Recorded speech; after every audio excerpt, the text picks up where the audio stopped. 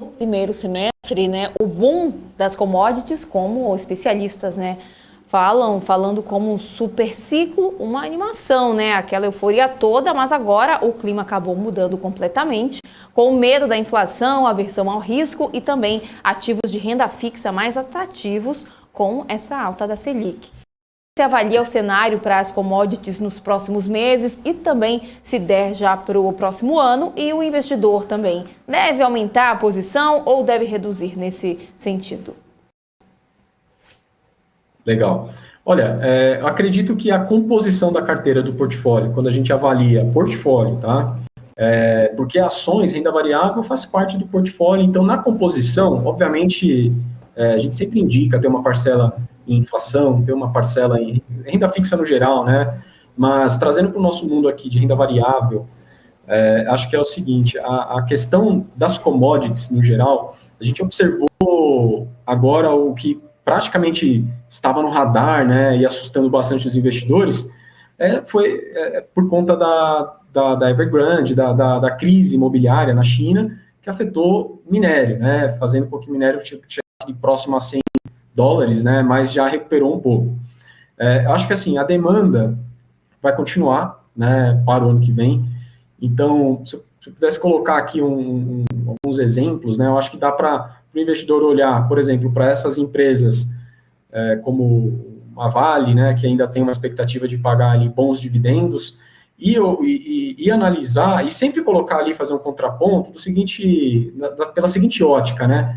Poxa, acho que é interessante investir num título hoje que me paga 12% pré-fixado? Talvez.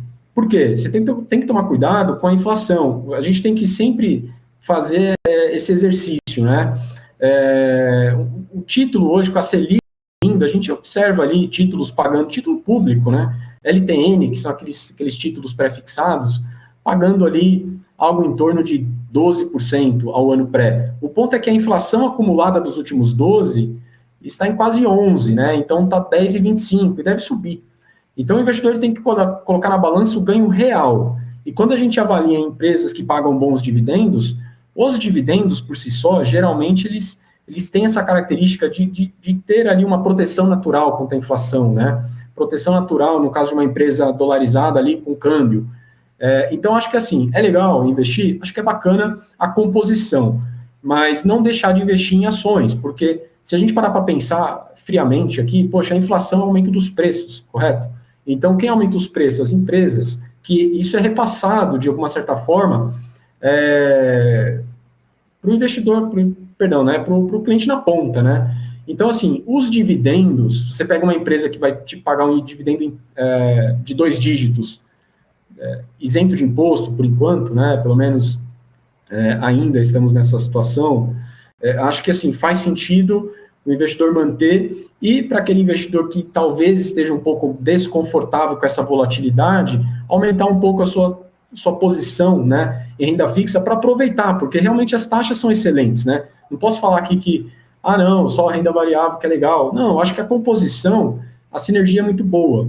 É claro que, assim, tudo que é demais também acaba não sendo muito saudável, mas o investidor que sempre fazer esse exercício, eu trago essa provocação, né?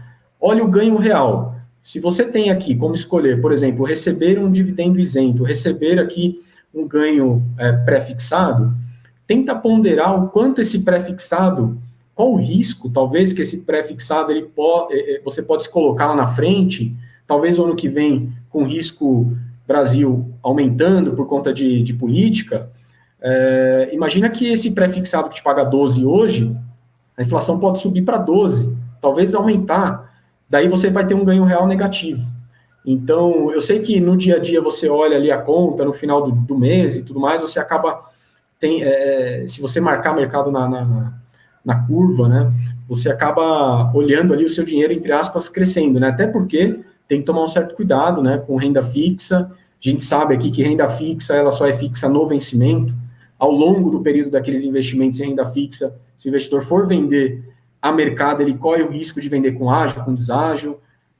Um outro tema interessante também que a gente pode discutir. Mas, assim, para fechar, né, para não me prolongar muito, é interessante olhar para essas commodities, empresas que pagam bons dividendos, e comparar sempre a Selic agora, o investimento que você vai fazer em renda fixa, comparar com a inflação e olhar o quanto você tem de ganho real. Fazendo esse exercício, talvez seja mais interessante investir em um título de renda fixa que te pague a inflação, ou seja, que vai te proteger contra a inflação e garante o cupom pré-fixado. Então, acho que faz mais sentido para o investidor que está olhando para essa ótica. Olhar para um título pré-fixado, já tem que tomar um certo cuidado, porque aí acho que é mais arrojado ainda, né? O investidor ele tem que entender de marcação a mercado, tentar operar isso. A gente observa muito investidores de renda variável, que são ativos, que querem operar juros, compram títulos pré-fixados no momento de estresse em que a curva abre, para tentar vender posteriormente. Dificilmente, né, no nosso dia a dia aqui, com o cliente de perfil de trade, né, ele acaba analisando o título pré-fixado para levar para o vencimento, tá? Então, Ana, acho que o investidor está cada vez mais de olho na renda fixa agora, justamente por conta dessa taxa super atrativa, mas não esqueça de olhar o ganho real. Porque no final das contas, né, você precisa se preocupar em que o seu dinheiro precisa se valorizar no mínimo a inflação, né? E você precisa buscar um prêmio além dessa inflação. E o pré-fixado, ele pode hoje te dar um prêmio pequeno e amanhã ele pode não te entregar um prêmio por conta da inflação. Esse é o ponto que eu gostaria de chamar a atenção. E do lado das empresas, você pega essas empresas majoritariamente, né, as exportadoras, que vão gerar um bom caixa e vão pagar um bom dividendo, isento de imposto, acho que faz sentido e, no final das contas, a composição acaba sendo mais interessante, né? Eu sempre costumo dizer que a composição dos ativos é que tende a ser vencedor no longo prazo, né? E não o ativo A ou o ativo B, que um é melhor ou é pior que o outro, né? Acho que a composição faz muito sentido. E pela ótica que você me perguntou, com relação à renda fixa, não se esquecer de analisar o ganho real no final das contas, né? Porque senão acaba sendo uma conta aí que não faz muito sentido lá na frente.